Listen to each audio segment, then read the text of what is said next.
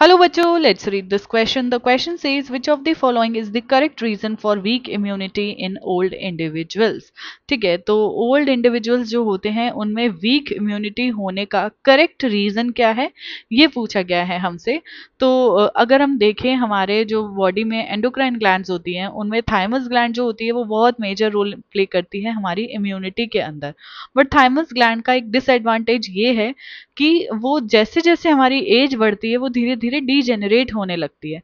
तो इसीलिए जब जितना एज ज़्यादा होगा उतना थाइमस ग्लैंड छोटा हो जाएगा और उस वजह से क्या होगा, इम्यूनिटी है जो हमारी वीक होगी, क्योंकि ये बहुत इंपॉर्टेंट रोल प्ले करता है हमारे इम्यून सिस्टम को डेवलप करने के लिए। ठीक है, so less production of thymosin in old age. अब क्योंकि थाइमस ग्लैंड कुछ हॉर्मोन्स प्रोड्यूस करता है, ठीक है, यहाँ पे हम लिखते हैं क्योंकि ये क्यों हो रहा है,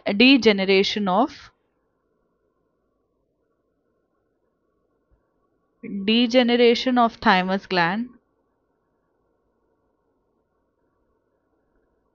ठीक है, और ये जो थाइमस ग्लैंड है ये प्रोड्यूस करती है कुछ हॉर्मोन्स जिनको हम बोलते हैं थाइमोसिन्स। थाइमोसिन्स जो कि टी लिम्फोसाइट को क्या करते हैं, डिफरेंशिएट। टी लिम्फोसाइट्स को डिफरेंशिएट करते हैं एंड टी लिम्फोसाइट्स हमें सेल मीडिएटेड इम्यूनिटी प्रोवाइड करवाता है। सो यहाँ पे क्या होगा, जैसे जैसे थाइमस ग्लैंड का साइज कम होता चला जाएगा वैसे वैसे थाइमोसिन्स का प्रोडक्शन जो है वो भी कम हो जाएगा। तो less production of thymosin in old age, ये करेक्ट है।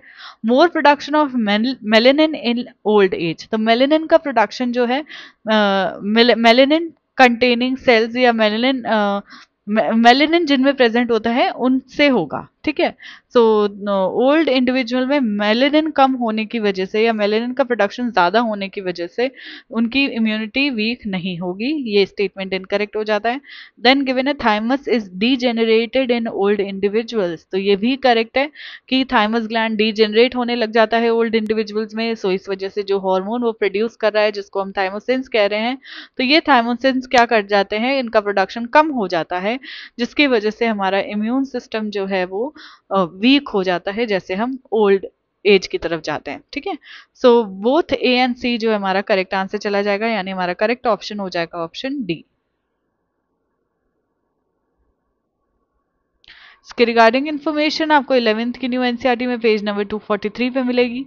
आई होप कि आपको क्वेश्चन अच्छे से समझ आ गया है।